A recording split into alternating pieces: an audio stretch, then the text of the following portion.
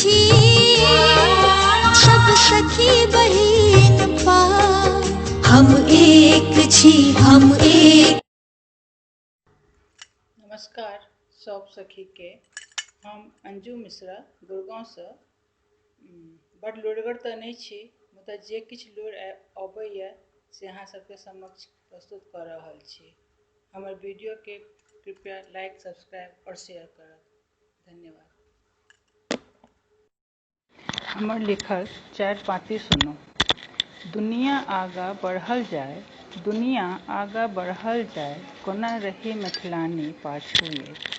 कि सखी बहन पर हाथ बढ़ौलें, रही कोना पाछू मिथिलानी ये। आओ सखी सब आगू आओ, किछ कऽ कऽ देखाबी आब।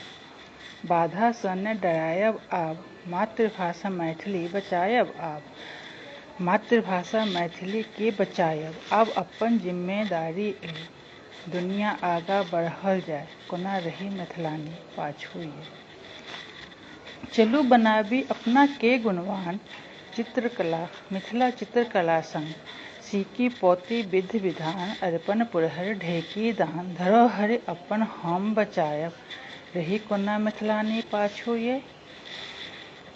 नव नव तकनीक सेहो अपनायब, डॉक्टर इंजीनियर MBA कंप्यूटर सँ देश चलायब, देग देग पर मिथिलाक नाम करायब। कि सखी बहिन पर हाथ बढ़ौला, मिथिला के सम्मान दियायब, मिथिला के सम्मान दियायब। पहाड़ बनल छी असमंजस में ओझा हम तार देने छी, अहाँ आबू ने किया। पहाड़ बनल छी असमंजस में, अहाँ आबू ने।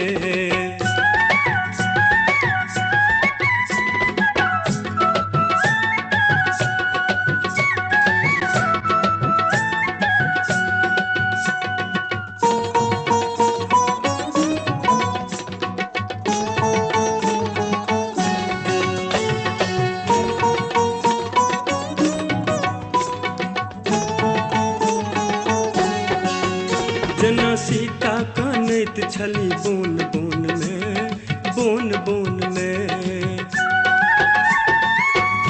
जना सीता कानैत छली बोन बोन में, बन्हने छलहुँ अछि जे प्रेमक गिरा मोन में।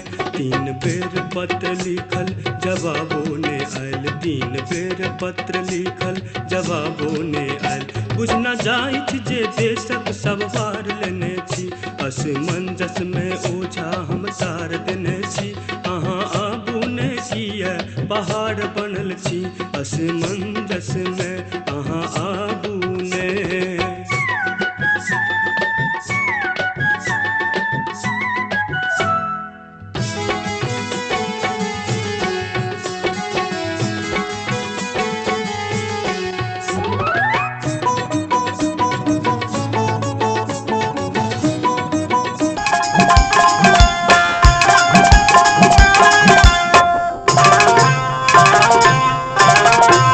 दुमका में झुमका हेरोलनी, काशी में कनवाली।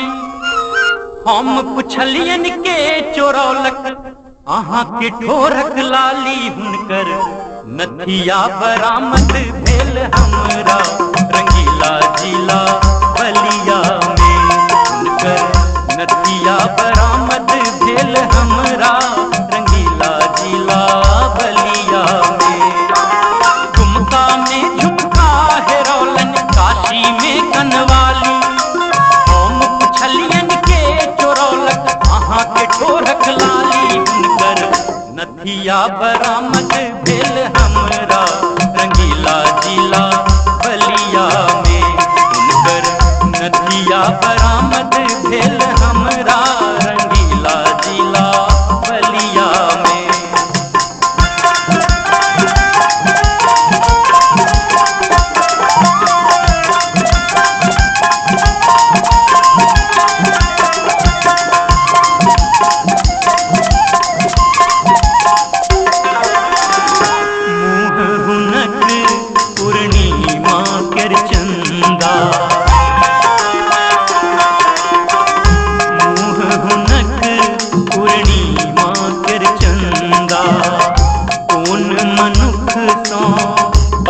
बसनी फंदा जे कियो के लेकिन उन करनी